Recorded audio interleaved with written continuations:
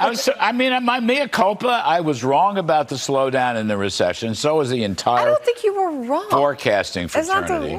Well, the Fed, everyone was wrong. Okay. I'm going to show you more of where that came from in just a moment. I'll also show you an entire panel of Fox hosts being gobsmacked by the latest jobs numbers and a clip from an interview Trump did. But what you heard there was Fox Business host Larry Kudlow admitting his constant predictions about the Biden economy, his breathless coverage of any negative economic indicator he could find, his screaming from the rooftops that Biden was going to cause a recession. That was incorrect. He was wrong. We've known that for some time now, but he's realizing it too. Pretty amazing. And here was a compilation put together of some of his past analysis and then his more recent stuff, including that mea culpa, as he called it. I'd say Mr. Biden inherited a boom and turned it into a bust. That's Bidenomics. So almost surely the economy is headed for a significant slump. Now, it suffered inflationary recession in the first half of 2022, may be headed for a deflationary recession next year, 2024. Look, it was a good quarter. Don't get me wrong. 3.3% beat estimates. And the last quarter was a good quarter, 4.9%.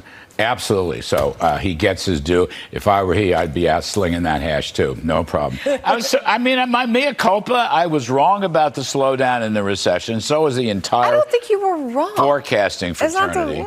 Well, the Fed, everyone was wrong. Okay. But before getting to the panel of Fox hosts being stunned by the latest economic news, I do have to say, I guess credit to Kudlow for at least admitting that he has been wrong. Maybe he could have just not done such a bad analysis in the first place, but at least he's admitting there, because most of his Fox News colleagues are still acting like everything has gone to hell under Joe Biden.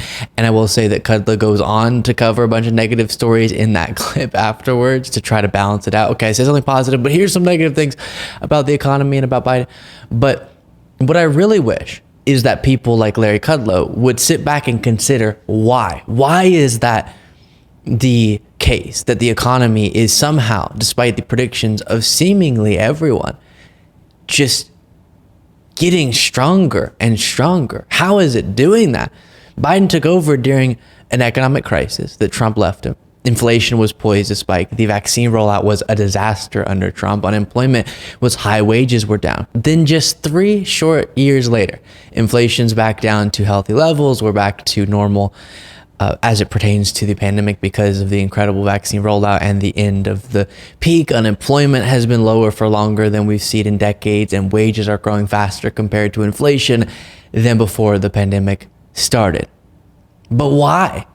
Some macroeconomic explanations, for sure, but you just can't deny, frankly, that the stunning legislative record of Joe Biden and Democrats in the first 2 years of Biden's presidency is absolutely a big factor in this. You have 4 pieces of legislation that specifically impact the economy: the American Rescue Plan, Inflation Reduction Act, Infrastructure Law, and CHIPS Act.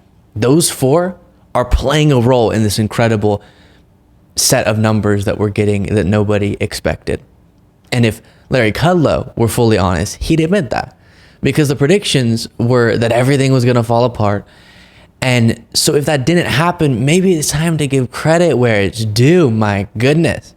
Maybe it's time to admit that his constant insistence on supply side trickle down economics isn't the way to go, because Biden went in the opposite direction and yielded an economic miracle. And I have some really interesting things to show you on this in just a second. But first, this Fox Business reporting on the latest jobs numbers. Right to Cheryl. And this is something. 353,000 non-farm jobs. I had to seriously double check this, guys.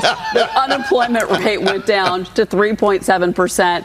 That's the actual number. We were looking for 3.8%. Let me give you I don't even know what to say here, but all right, let's go through this. All right, private sector jobs, 317,000.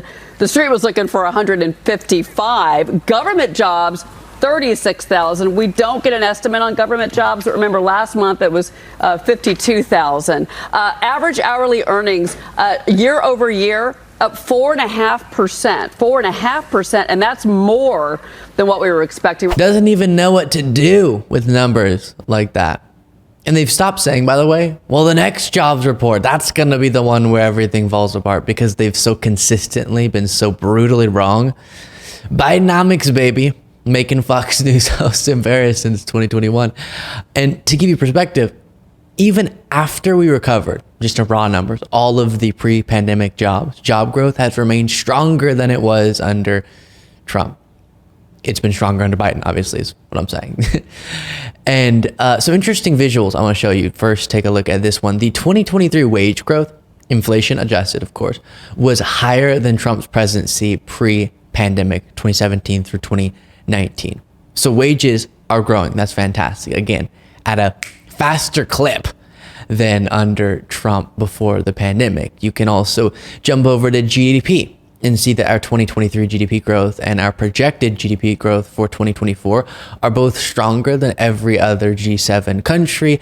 And you can see a similar reality reflected in the comparison of G7 countries, the economies we often compare ourselves to, comparing post-pandemic recovery yields this. Our video viewers can see the yellow line representing the United States' recovery based on real GDP, and it's at the top reflecting the strongest recovery.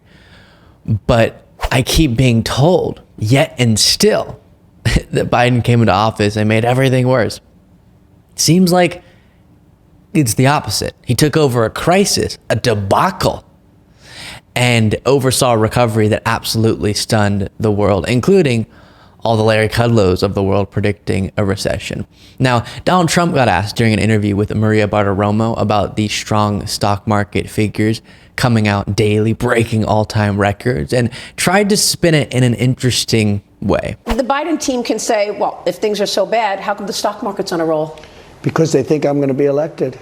That you think the stock market's rallying because people think you're going to be elected? I do, yeah. If you take a look at Iowa, if you take a look at New Hampshire, the stock market's been going crazy since then and long before then. When I announced I was running, I took the lead early, and then I beat everybody, including Ron DeSantis. I call him DeSantis now. I took the other names. Mr. President, back to the economy for a second. Would you... Mr. President, please don't get distracted telling me about your nicknames for DeSantis. We know DeSanctus, DeSanctimonious, Meatball Ron, Tiny D. We got it. All right.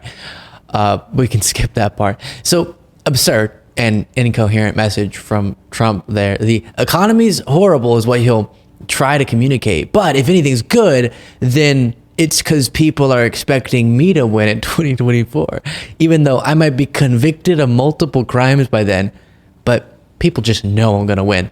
And that's why things might be looking up. It's ridiculous. You can't do that.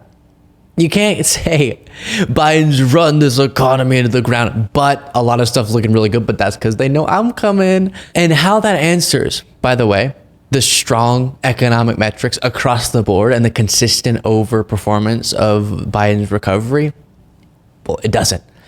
And this is, of course, an idea Trump has been pushing quite a lot lately. Be an economic boom. And you know, the only thing that they have now is a stock market that's going up.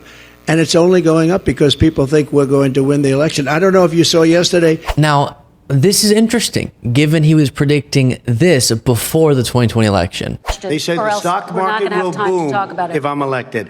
If he's elected, the stock market will crash. And somehow his followers don't care. The exact opposite thing happened. Oh, the stock market's going to crash if Biden becomes president. Breaks records. Well, that's because of me. But they don't care. Make sure to subscribe to the YouTube channel. You can also become a member at LukeBeasleyShow.com/membership to get the daily bonus show.